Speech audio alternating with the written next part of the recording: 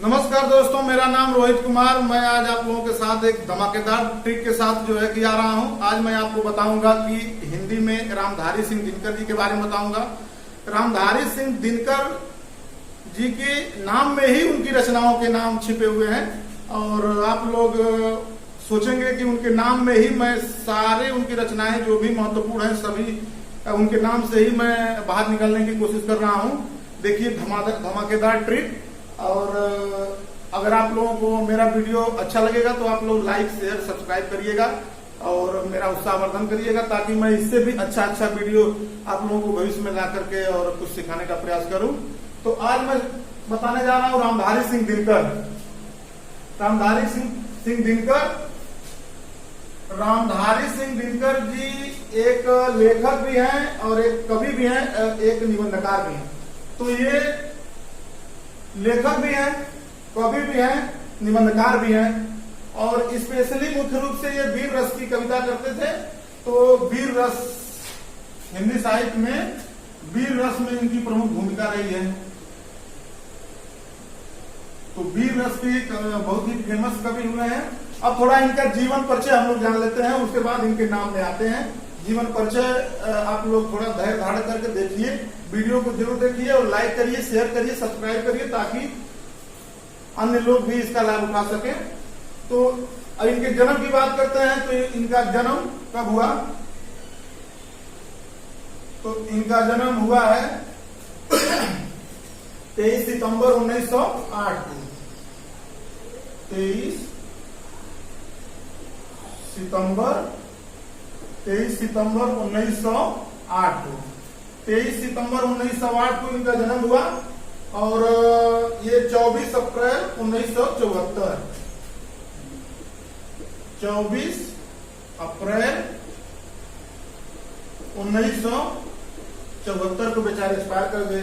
23 सितंबर 1908 को इनका जन्म हुआ और 24 अप्रैल 1974 तक इनका डेथ हो गया।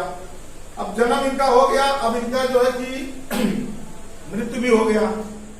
अब इनका जन्म स्थान कहाँ है उसको थोड़ा देख लेते हैं। तो इनका जन्म स्थान इनका जो है कि कहाँ है? सिमरिया घाट। सिमरिया घाट। और सिमरिया घाट कहाँ पड़ता है? जिला बेगूसराय। जिला है बेगूसराय। और ये बेगूसराय कहाँ पड़ता है? तो बिहार में पड़ता है। बिहार में। बेगूसराय कहाँ है? बिहार में। अब इनका व्यवसाय, अगर व्यवसाय लिखेंगे तो व्यवसाय में हो जाएगा, व्यवसाय क्या है इनका? लेखक थे, व्यवसाय। अगर व्यवसाय तो क्या लिख सकते हैं? लेखक लिख सकते हैं। लेखक के साथ साथ कवि लिख सकते हैं। कवि के साथ साथ निबंधकार लिख सकते हैं। निबंधकार लिख सकते हैं। उसके बाद अगर इनकी राष्ट्रीयता की बात करें तो इनकी राष्ट्रीयता क्या है? तो बिहार के हैं तो स्वाभाविक है कि भारतीय होंगे। अगर राष्ट्रीयता अगर देखें तो बिहार का है तो बिहार भारत का राज्य है तो भारतीय हो जाएंगे। अगर इनके हम काल की बात करें कि किस काल में ये मतलब रचना किए हैं तो ये आधुनिक काल में किए हैं। आधुनिक काल। अगर काल की बात करें तो आधुनिक काल के रचनाकार हैं, निबंधकार हैं, वीर रस के श्रेष्ठ कवि हैं। अगर हम इनकी विधा की बात करें कि किस विधा में रचना करते थे तो अगर विधा की बात करें तो ये गद्य में भी लिखते थे और पद्य में भी लिखते थे। यानी गद्य में भी लिखते थे, गद्य शैली और पद्य शैली। और ये जब गद्य और पद्य, गद्य में भी लिखते थे, पद्य में भी लिखते थे। लेकिन अगर गद्य पद्य मिल जाता है तो ये हो जाता है चंपू शैली। गद्य पद्य अगर मिल जाता है तो ये हो जाता है चंपू शैली। गद्य पद्य दोनों के मिलने से चंपू शैली बन जाता है। लेकिन अगर रामधारी सिंह दिनकर जी की शैली विधा देखेंगे तो गद्य में भी लिखते थे और पद्य में भी लिखते थे। अब इनके बारे में क्या हम मतलब हो गया जितना इनके बारे में जानकारी करना था। रामधारी सिंह दिनकर का जन्म 23 सितंबर 1908 को हुआ, 24 अप्रैल 1974 में एक्सपायर कर गए। वीर रस के कवि हैं, लेखक भी हैं, कवि भी हैं, निबंधकार भी हैं। स्थान जहां ये पैदा हुए थे वो सिमरिया घाट, स्क्रीनशॉट आप लोग ले सकते हैं। जहां पर ये पैदा हुए वो सिमरिया घाट। सिमरिया घाट कहाँ पड़ता है? तो बिहार में एक जिला है जिसका नाम बेगूसराय। तो बेगूसराय में इनका जन्म हुआ।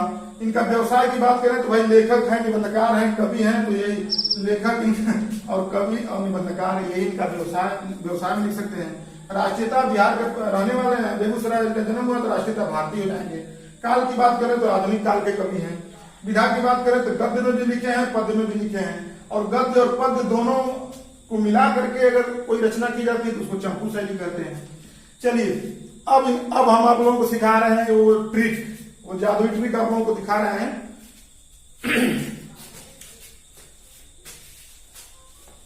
अब आप लोगों को बता रहे हैं कि इनके नाम में ही छिपा हुआ है इनकी रचनाओं के नाम। अगर आप लोगों को यह वीडियो अच्छा लगेगा तो लाइक और शेयर जरूर करिए, सब्सक्राइब भी करिए। रामधारी सिंह दिनकर, तो रामधारी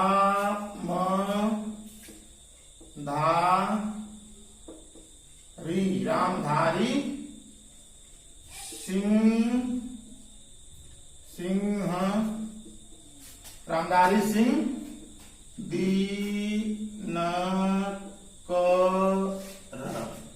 रामधारी सिंह दिनकर। अब आप लोग ध्यान दीजिएगा, इसी में छिपा हुआ है इनकी रचनाओं के नाम। इसी में छिपा है इनकी रचनाओं के नाम। बहुत ध्यान से सुनिएगा, 2-4 बार प्रैक्टिस करिएगा, सारी रचनाएं इनकी महत्वपूर्ण आ जाएंगी। रामधारी सिंह दिनकर। ये देखिए ये आर है, आर का मतलब हो गया रेणुका। ये क्या है? रेणुका।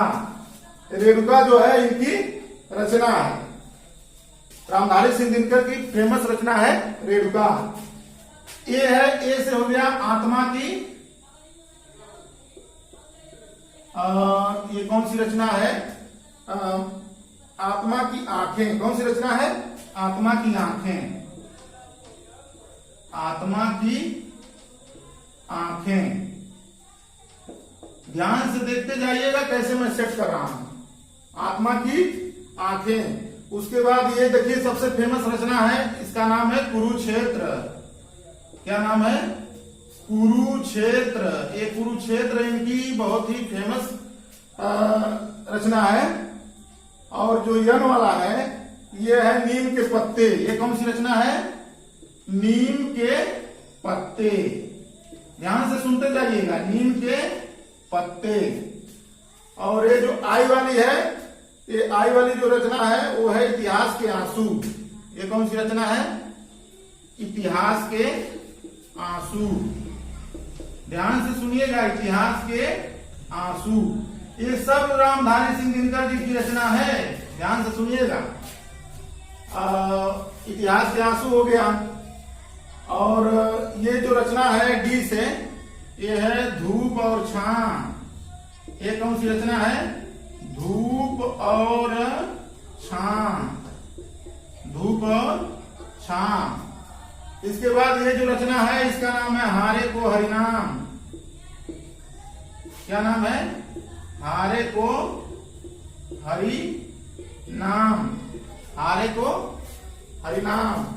उसके बाद जो ये हारे को हरिनाम भी लिख सकते हैं और हुंगार भी लिख सकते हैं। चलो हुंगार यहाँ है, हारे को हरिनाम। उसके बाद जो है कि ये कौन जी वाली जो कौन रचना है? जी वाली जो रचना है वो रामधारी सिंह दिनकर। अच्छा, ये तो नील कुसुम है।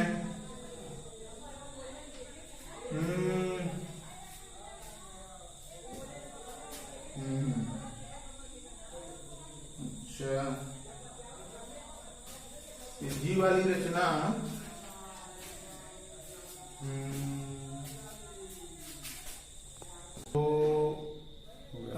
रेणुका हो गया, आर से रेणुका हो गया, ए से आत्मा की आंखें हो गया, के से कुरुक्षेत्र हो गया, एन से नीम के पत्ते हो गया, आई से इतिहास के आंसू हो गया, डी से धूप और छां हो गया, और जी से हाँ गांधी जी 1968 में लिखे हैं, गांधी जी ये 1968 की है। और ये आई से इतिहास के आंसू, इतिहास के आंसू, इतिहास के आंसू, इतिहास के आंसू। उसके बाद यश से जो है संस्कृत के 4 अध्याय इनकी सबसे फेमस रचना है। संस्कृत एक, अरे ये इतिहास के आंसू नहीं है, ये नीम के पत्ते हो गया। नीम के पत्ते के बाद इनकी जो रचना है, नीम के पत्ते की बाद इनकी रचना है नील कुसुम।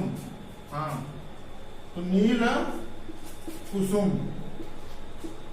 नील कुसुम हो गया।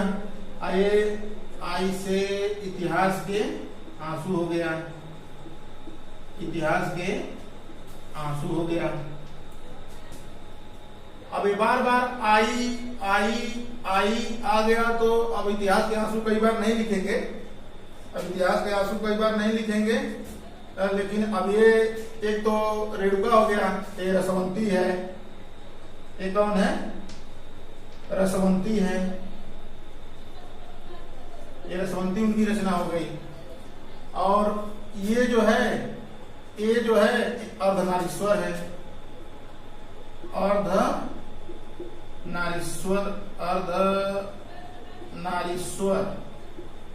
ये अर्धनारीश्वर है। और ये से कहा गया, ये हारे को हरिनाम है, तो ये हुंकार है, हारे को हरिनाम, तो ये हुंकार है, हुंकार, ये हुंकार है। अब इसके बाद ये जो डी वाला है, एक तो डी वाले से धूप और छां हो गया, तो ये दिल्ली है, दिल्ली भी उनकी रचना है। दिल्ली कौन सी है? दिल्ली। अब ये जो यम है, यम से कई रचना है। एक तो है मिट्टी की ओर, एक रचना है मिट्टी की ओर, एक है मेरी यात्राएं,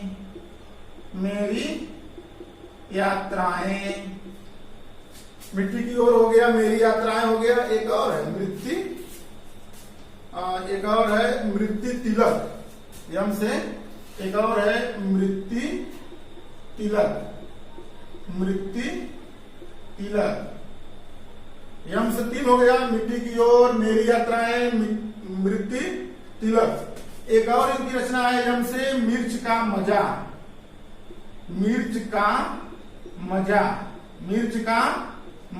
ये भी इनकी रचनाएं हैं, मिर्च का मजा। अब जो है कि ये भी एक हो गया अर्धनारीश्वर, एक हो गया आत्मा की आंखें, तो ये भी एक कई बार आ गया है, इसलिए इसको भी छोड़ते हैं। ये है आर से एक तो रेणुका हो गया, एक आर से रेणुका हो गया, एक आर से कहा गया रेणुका, और रश्मिरथी हो गया। रश्मिरथी अभी नहीं हुआ है, रेणुका हो गया, रसवंती हो गया, अभी रश्मिरथी बाकी है। और रेणुका हो गया, रसवंती कहाँ गया? रसवंती, रेणुका हो गया, रसवंती में कहीं लिखा हूं, हाँ यहाँ है। तो रेणुका हो गया, रसवंती हो गया, अब रश्मिरथी बचा है, रश्मिरथी इनकी रचना है। उसके बाद इनकी आर से एक और रचना है रेती के फूल, रेती के फूल भी इनकी रचना है। और रेती के फूल में के बाद एक इनकी रचना है कि राष्ट्रभाषा और राष्ट्रीय एकता, राष्ट्रभाषा और राष्ट्रीय एकता। तो राष्ट्रभाषा और राष्ट्रीय एकता। तो आर से रेणुका हो गया, रश्मि रथी हो गया, रसवंती हो गया, रश्मि रेती के फूल हो गया, राष्ट्रभाषा और राष्ट्रीय एकता हो गया। ये रश्मि रथी, रसवंती, रेणुका, इसी में एक बगल में लिख लो रश्मि लोक, क्योंकि ये भी एक रचना है। रश्मि लोक, रश्मि लोक। अब देखो हो गया ना जादू। रामधारी सिंह दिनकर, अगर ये राम नहीं अगर दिखना है तो रामधारी सिंह दिनकर ऐसे सेट कर लो, रामधारी सिंह दिनकर। अब इसको कई बार रिवाइज कर लो। रामधारी सिंह दिनकर के नाम में ही छिपा हुआ है इनकी सभी रचनाओं के नाम। बिल्कुल नया, बिल्कुल एकदम धमाकेदार ट्रिक है। बहुत ही बड़ा दिमाग लगा करके इसको सोच समझ के बनाया गया है। आर से रेणुका है, आर से रामधारी सिंह दिनकर की रचना है रेणुका या रश्मि लोक। ए से आत्मा की आंखें, के से कुरुक्षेत्र, यम से नीम के पत्ते, आई से इतिहास के आंसू, डी से धूप और छां। आप सोचोगे डी से धूप और छां कैसे हो गया, तो धूप ऐसे ही लिखा जाएगा ना, धूप और छां, ऐसे ही लिखा जाएगा ना, छां। तो डी से धूप और छां, यक्ष से हारे को हरिनाम, यक्ष से हारे को हरिनाम, जी से गांधी जी, जी से गांधी जी, नील कुसुम, इतिहास के आंसू, और स से संस्कृत का अध्याय कहीं नहीं लिखेगा। अरे यार, स से संस्कृत के अध्याय बोले थे, लिखे नहीं क्या? ये है संस्कृति के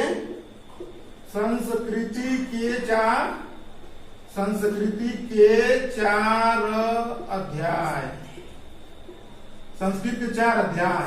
तो संस्कृत के 4 अध्याय के बाद एक और है, सांध्य गीत भी है, सांध्य गीत, सांध्य गीत। तो स से तो दूठ मिल गया, एक तो संस्कृत के 4 अध्याय मिल गया, एक सांध्य गीत मिल गया। अब देखो बिल्कुल कमाल हो गया।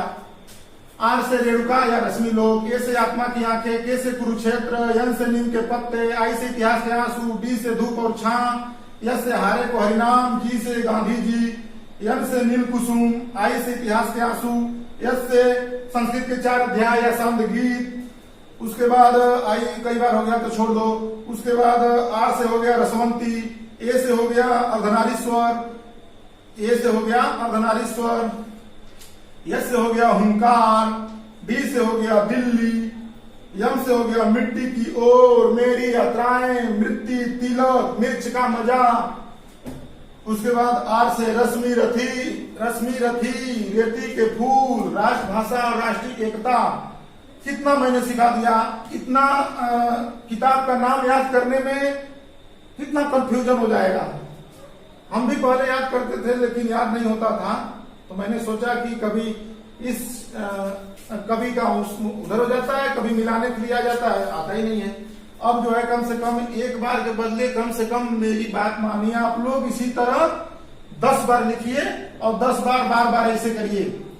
रेणुका, आत्मा की आंखें, कुरुक्षेत्र, नीम के पत्ते, इतिहास के आंसू, धूप और छां, हारे को हरिनाम, गांधी जी, नील कुसुम, इतिहास के आंसू, संस्कृत के 4 अध्याय, सांध्य गीत, रसवंती, अर्धनारीश्वर, हुंकार, दिल्ली, मेरी यात्राएं, मृत्यु तिलक, और उसके बाद मिर्च का मजा और मिट्टी की ओर।